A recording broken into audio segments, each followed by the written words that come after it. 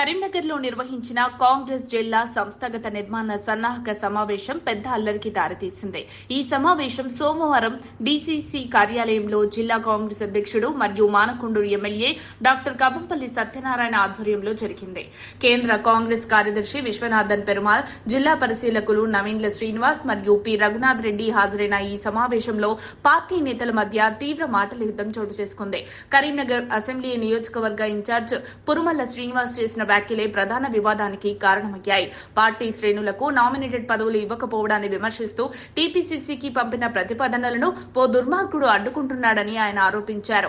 ఈ వ్యాఖ్యలు కొన్ని నేతల్లో ఆగ్రహం రేకెత్తించడంతో వేదికపై తోపులాట దాకా ఉద్రిక్తత చెలరేగింది. దీంతో సమావేశాన్ని తాత్కాలికంగా నిలిపివేయాల్సి వచ్చింది.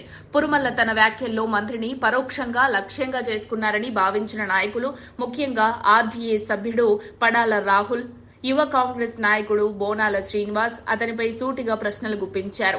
ఒక దశలో వేదికపైనే తోసుకుంటూ డీసీసీ అధ్యక్షుడు వారిని స్టేజ్ దిగజేయాల్సిన స్థితి ఏర్పడింది. దీంతో సమావేశం అరగంట పాటు నిలిచిపోయి అనంతరం మాత్రమే మళ్లీ ప్రారంభమైంది.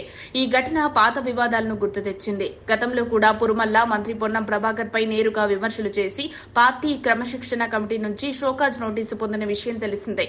ఈసారి కూడా ఆయన వ్యాఖ్యల పర్యవసనంగా పార్టీ నియమాలను అతిక్రమించిన వారిపై చర్యలు తీసుకుంటామని ఏఐసీసీ కార్యదర్శి హెచ్చరించారు.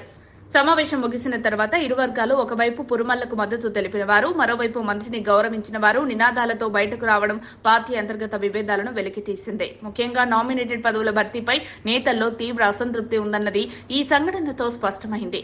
పార్టీలో శ్రేణులను సమన్వయం చేసే నాయకత్వం లేకపోవడం పట్ల అసంతృప్తి వ్యక్తమవుతోంది. ఈ ఉదాంతం కాంగ్రెస్ పార్టీలో నాయకత్వపరమైన అంతర్గత సమస్యలు ఇంకా పరిష్కారం కావాల్సిన అవసరాన్ని నిగూఢంగా చూపుతోంది. మరిన్ని అప్డేట్స్ కోసం మా కాయ్ టీవీని సబ్స్క్రైబ్ చేసుకోండి.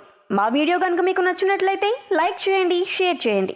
మీ విలువైన అభిప్రాయాలను కామెంట్ బాక్స్లో తెలియజేయండి.